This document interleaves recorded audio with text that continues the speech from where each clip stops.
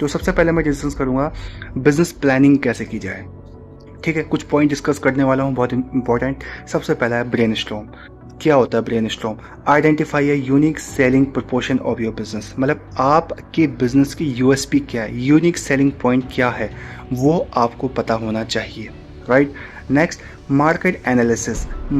Analyse market trend and customer need. आपके customer की ज़रूरत क्या है और मार्केट का ट्रेंड क्या चल रहा है, ठीक है, तो वो आपको पता होना चाहिए।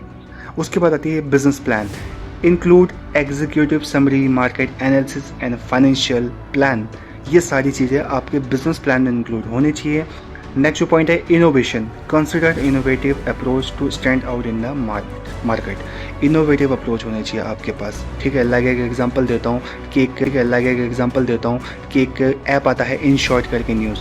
सभी लोग न्यूज़ से बोर हो जाते थे इतनी लंबी लंबी न्यूज़ पढ़ के, लेकिन क्या हुआ, एक छोटे से 60 वर्ड में न्यूज़ को कर दिया, एक इनोवेटिव, लोगों को पसंद आया, राइट।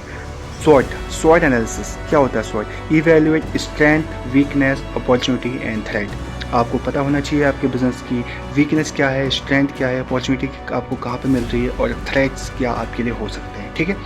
नाउ बात करते हैं लीगल रिक्वायरमेंट। तो लीगल रिक्वायरमेंट के लिए आपको पता ही है, आपका बिजनेस रजिस्टर्ड होना चाहिए एमसीए के अंडर में, आपके पास जीएसटी नंबर होना चाहिए, ट्रेडमार्क होना चाहिए, जो भी आपका प्रोडक्ट है उसका लाइसेंस होना चाहिए, ठीक है। स्पेसिफिक अगर कोई इंडस्ट्री में आप काम कर रहे हो तो उसके लिए आपको लाइसेंस चाहिए, और आपको चाहिए ESIC means registration for employ state insurance.